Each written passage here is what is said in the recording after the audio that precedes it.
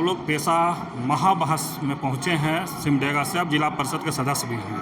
क्या लगता है कि जो पंचायत राज या पेशा के लेकर के जो आप लोग कहीं ना कहीं लोग में ये है मन में, उस पर क्या त्रुटियाँ होता है?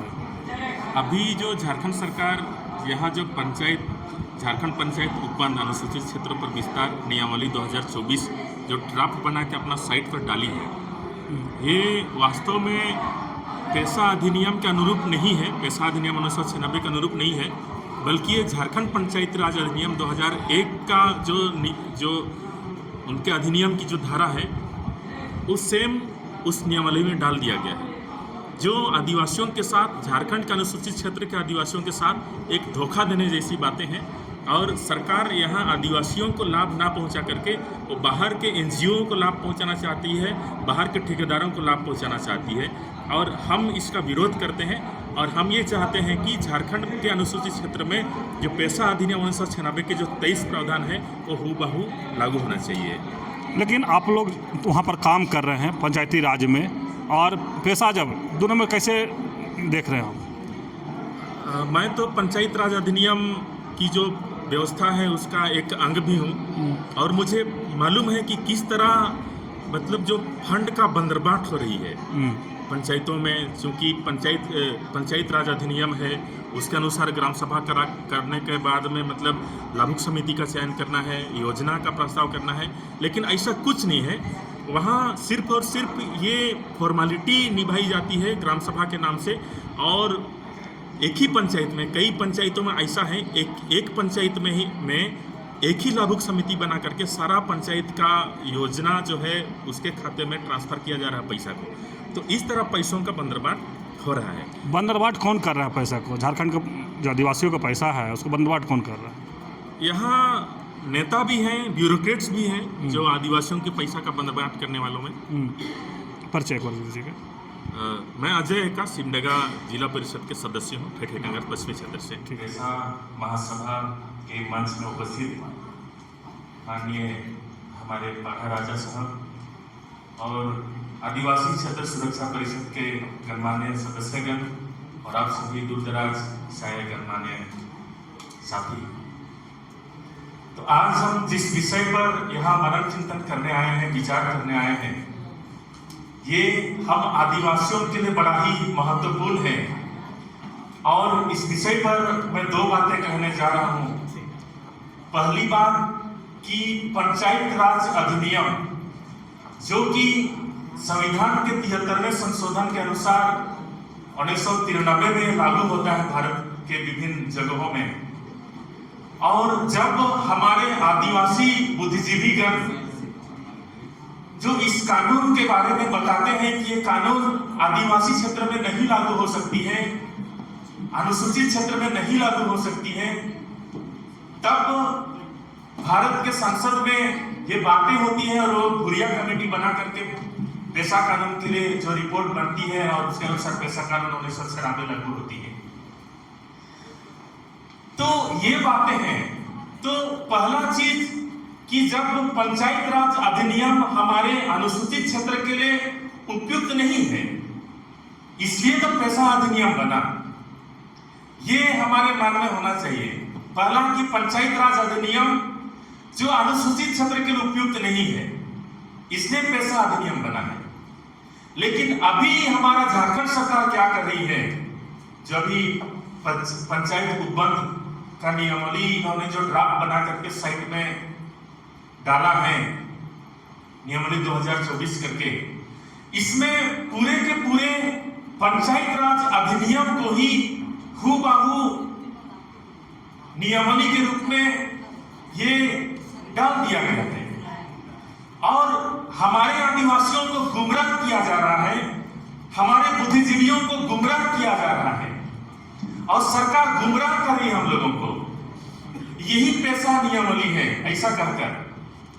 और ये पेशा नियमावली जब लागू होती है, जो अभी सरकार जो ड्राफ्ट बना करके जो डाली है, ये लागू होती है यदि झारखंड में, तो क्या दुष्प्रभाव हो सकती है, हम उस पर थोड़ा सा बताना चाहते हैं। पंचायत राज अधिनियम अभी भी लागू है। पंचायत राज अधिनियम के अनुसार अभी काम हो रहा है। त्रिस्तरीय पंचायत चुनाव हुआ, मुखिया बने, पंचायत समिति के प्रमुख बने, जिला परिषद बने और मैं भी उसका एक सदस्य हूं। अभी भी 15 फाइनेंस का पैसा सीधे पंचायत राज संस्थाओं को जा रही है और वे पंचायत राज के संस्था जो है वे अपने अनुरूप अपने अनुसार जो अपने क्षेत्र में जो समस्याएं हैं विभिन्न रूपों में, उन समस्याओं के निदान के लिए इस पैसा का उपयोग किया जा रहा है, काम हो रही है। लेकिन आप सभी देख लीजिए, हम में से अधिकतर लोग ग्रामीण क्षेत्र से आते हैं। गांव में मुखिया है, वार्ड सदस्य हैं, प्रखंड में पंचायत समिति के प्रमुख हैं, जिला परिषद है, अन्य लोग हैं। लेकिन देख लीजिए कि क्या ये सारी योजनाएं आपके अनुरूप बन रही है? क्या आपकी इच्छा के अनुरूप बन रही है? क्या हमारे गांव में यदि पीसीसी सड़क बन रही है तो क्या जितना प्राकलन बनाया गया है उसका पूरा पैसा उसमें खर्च हो रहा है? क्या जितने एनजीओ, जो कोई एनजीओ महाराष्ट्र का है, कोई राजस्थान का है, कोई नोएडा का है, कोई दिल्ली का एनजीओ है, ये सारे आपके पैसा खा रहे हैं।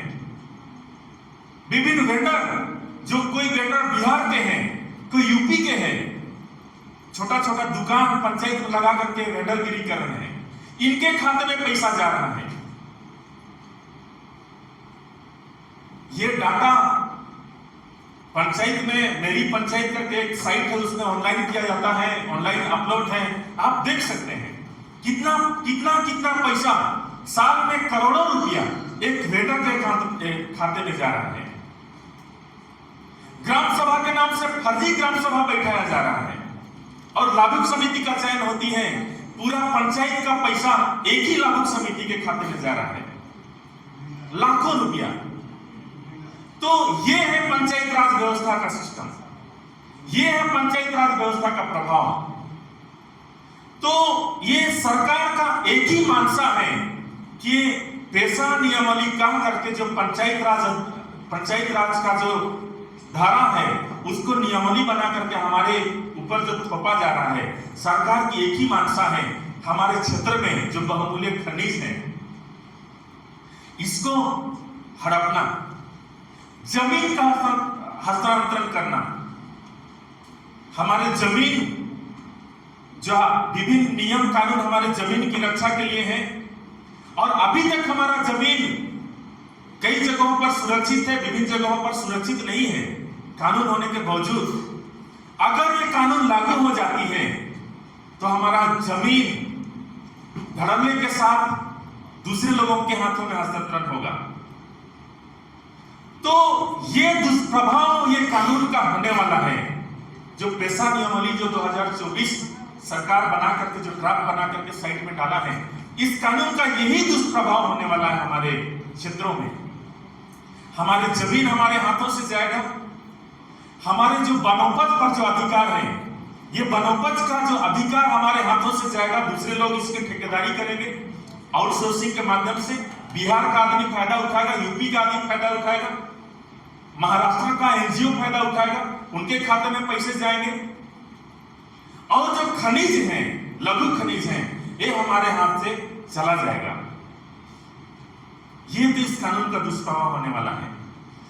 अभी हमारी विरासत, हमारी परंपरा के नाम से जो किया जा रहा है, शपथ ग्रहण कराया जा रहा है विभिन्न जगहों पर घूम घूम करके, ये सारी चीजें दिखावा है।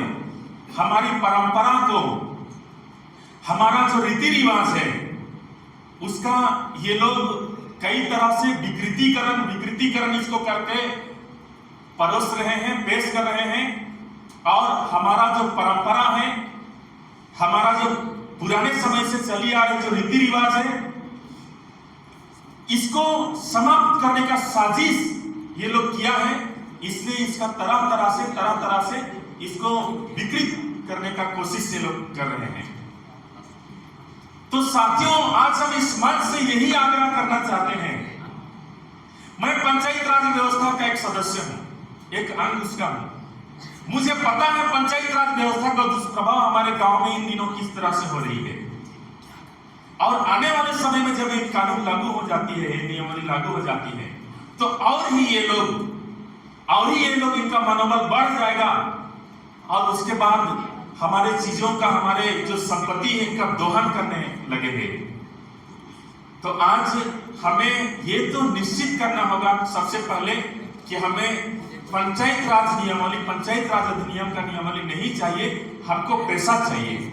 ये तो हमारे मन में होना चाहिए, ये हमारे मन में होना चाहिए पहले कि पंचायत राज अधिनियम जो 1993 में लागू हुआ वो हमारे आदिवासी क्षेत्र में नहीं चाहिए था, इसलिए हमारे बुद्धिजीवियों ने पैसा अधिनियम 1996 की मांग की। इनका अधिनियम बनाया गया, पास भी किया गया, और अब सरकार जो हमको धोखा से पंचायत राज अधिनियम को हमारे क्षेत्र में लागू करना चाहती है, तो हमारे मन में दृढ़ निश्चय होना चाहिए कि हमें नहीं चाहिए, हमें पैसा चाहिए। यदि हम चाहते हैं हमारे जमीन को बचाने के लिए, यदि हम चाहते हैं हमारी परंपरा, हमारी संस्कृति को बचाने के लिए, यदि हम चाहते हैं हमारे खनिज को बचाने के लिए, तो हमें निश्चय करना होगा कि हमें नियमावली नहीं चाहिए, हमें पैसा हूबहू चाहिए। तो बहुत बहुत धन्यवाद सबों का और एक बार